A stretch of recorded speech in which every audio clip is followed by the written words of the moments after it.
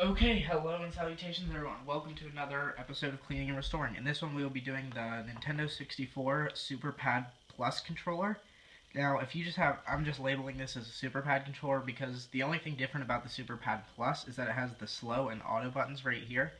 But to clean a regular SuperPad controller, you need the exact same steps as far as I know.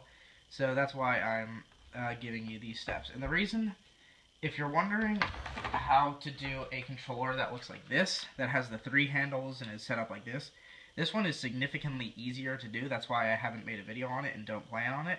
And I'm sure you can find a video somewhere on this. I know Adam Korlick made a video on how to do one of these. It's pretty easy.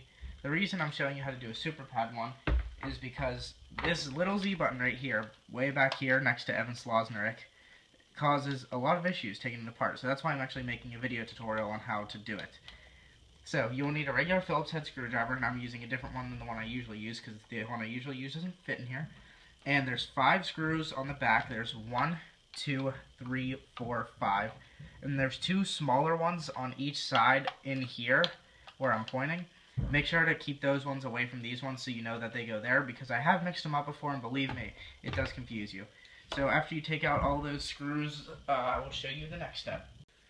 Okay, once you've taken all of your screws out, it's pretty simple. You just have to lift up as you would do for pretty much anything else you take apart. Excuse me, I have like hiccups.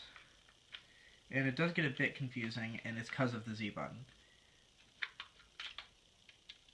And that's exactly what you have, and my last screw just fell out. I was having an issue getting that screw out earlier. So flip the controller open like this. I call this the clam, because I've done this before, and this is what this made me think of. Don't ask why, because I'm stupid, that's why. Okay. So the first thing you're going to do is very carefully take your tiny Z button right here, and there's a little Phillips head screw holding it in place. You're going to take out that Phillips head screw. If I could get this to come out, that would be great.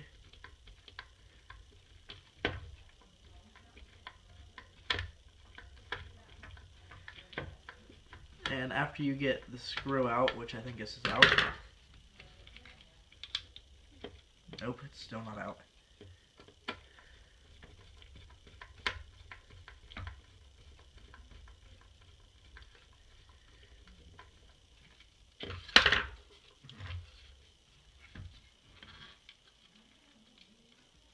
Wow, that's really in there. Okay, so I guess we're gonna skip that step for right now, and we're gonna go to the top half of the controller, I guess. And there's a Phillips head screw on each side, one right here, one right here. They're identical, so we're gonna take those out, and hopefully these will come out easier. I had a surprisingly difficult time actually getting into the controller, taking all those screws out. I'm not sure why, honestly. I've never had a controller that was that difficult to take apart. Except you guys remember my issue with the Xbox controller when I did that video. That was, I think, my second cleaning and restoring ever, and it was probably my worst one. This screws in very tightly.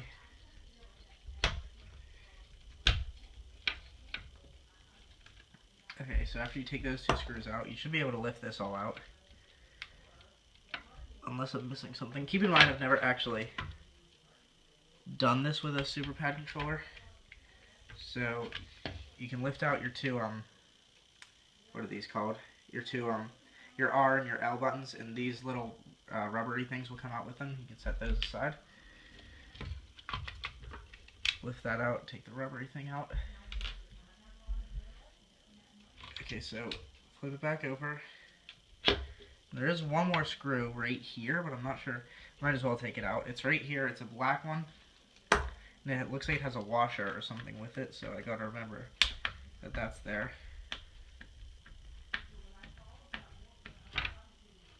This screw seems very long.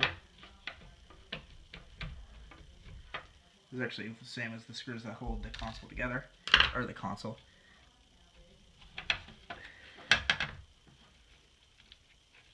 Okay. I can't get this out. Okay, well, I'm going to figure out what I'm supposed to be doing right now, and then I'll get back to you whenever I figure it out. Sorry about this. Okay, I've gotten the whole thing finally disassembled. So the first thing I did was I took out the Z button. I'm trying to set this aside carefully. Yeah. So the first thing I did was take out the Z button, and basically all I did was this was basically like this, and I put my finger under here and lifted up, and unscrewed with the other hand, so that way it put more force against the screw and was able to pull it out. And once you unhook it, you can disconnect the two halves of the controller, and you're left with this. And then you can pull out your Z button, which will come along with another one of these little rubber things. And I was right when I said that there's no screws holding this thing in place anymore.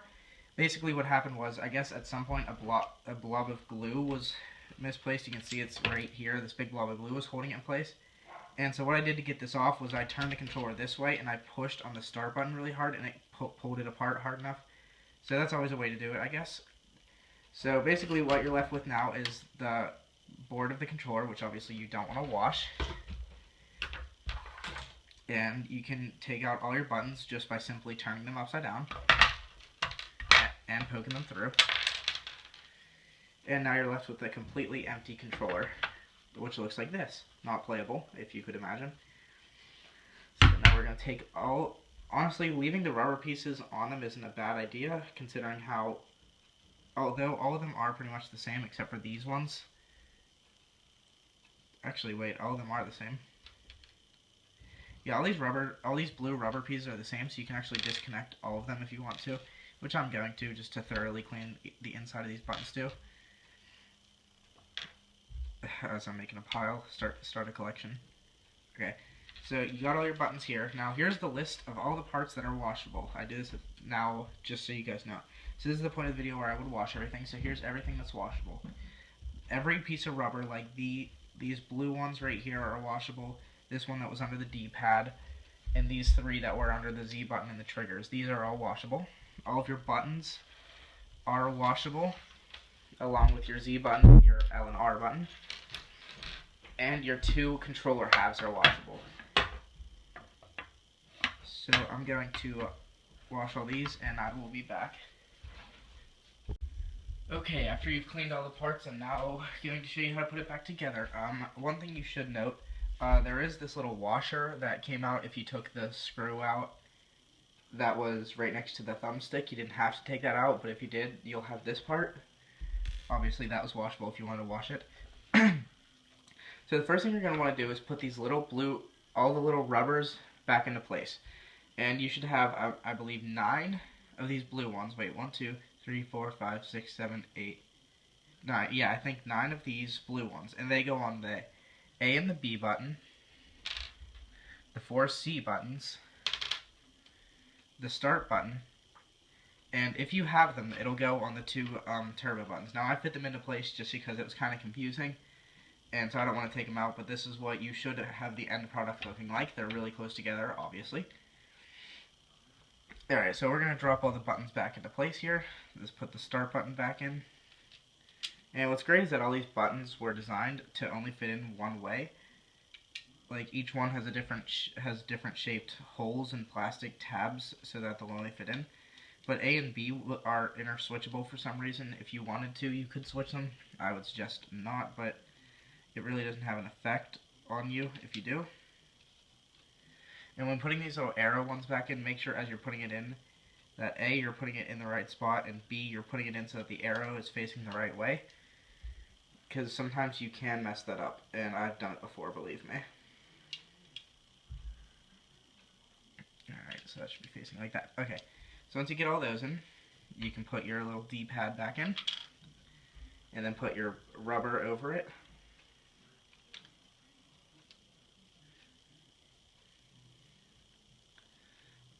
Alright, so now we're going to try to take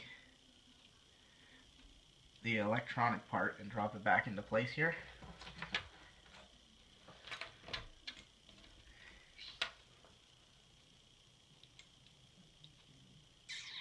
Alright, there's no easy way to go about doing this, so let's just kind of plonk it on and hope that everything falls into place, which it won't. Because why would it ever fall in place perfectly like you want it to?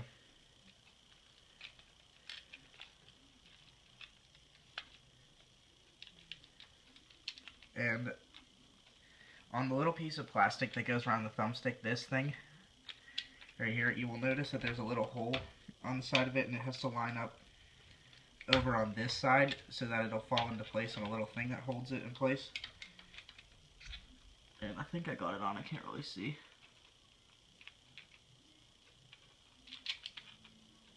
yeah, it's really hard to tell whether or not it's in place. But it is still spinning around. So I'm actually going to try to get that in off video.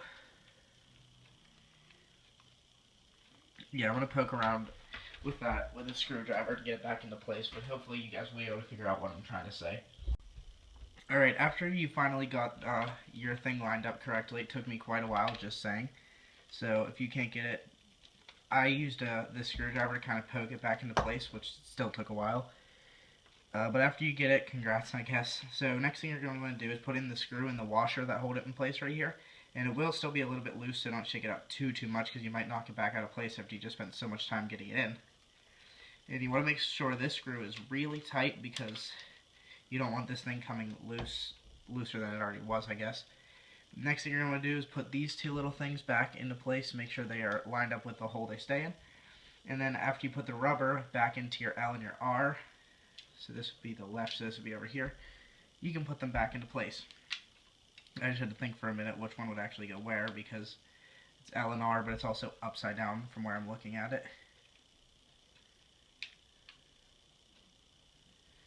Okay, so after you get those in, you can take your two brass-ish, silver-ish screws and screw the board back into place. And remember, there was one screw on each side. There was one over here, and there was one pretty much parallel to this, but it was on the other side of the board. It was over here in this hole. And what's weird is that there are actually multiple holes to hold this board in place. I'm not sure if this specific controller is missing screws, or if it's just they're all like this and they're just designed to be put back together. I'm not sure. After you got that back into place, you should be fine. Nothing should rattle except maybe this and your two little buttons over here. So next is kind of the annoying part of putting one of these things back together, is screwing this whole mechanism back into place. So the first thing you gotta do is drop your Z button into place, and it should fit either way. It doesn't really matter which way. And then you have to take this and put it over top, make sure it lines up with all the holes and everything. And then you gotta take your tiny silverish screw and line it up and screw it in. It's not that hard, but it's a lot of holding this whole contraption together.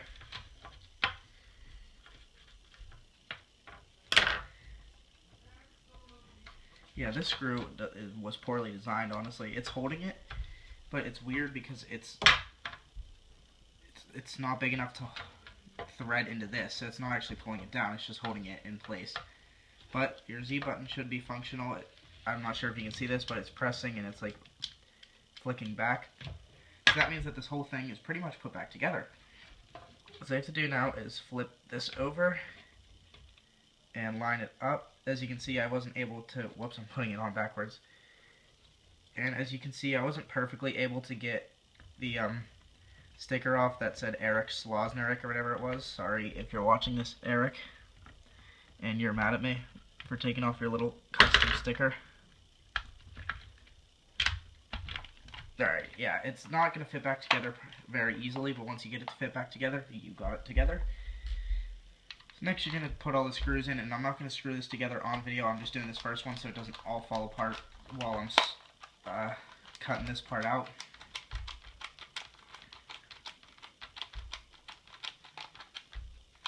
Alright, so put all your screws back in. Remember, there's the two tinier black screws that go on each side of the control or pack port, and I'll be back after that. Okay, after you finally get all the screws back in, you can test all your buttons.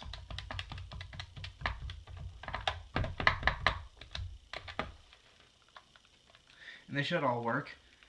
A little hint, if you're having issues getting these two screws in right here, they are tiny and you are having to kind of drop them into a weird spot because there's this huge wall around it basically.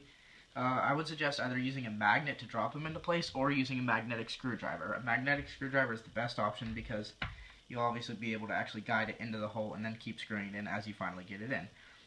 But after you beat the struggle of trying to get those screws in, you will have a nice, clean SuperPad controller with all, what I'm assuming was all working buttons. That's pretty much it for this video. So if you like this video, please leave a like or subscribe for more videos similar to this one. And soon my friend Teeohh, visit his channel in the description, is going to be bringing over a Sega Genesis for me to do a cleaning and restoring on, and we're actually going to clean it together, so it might be a video with him in it, I'm not sure. But, so if you like this video, please leave a like or subscribe, and thanks for watching.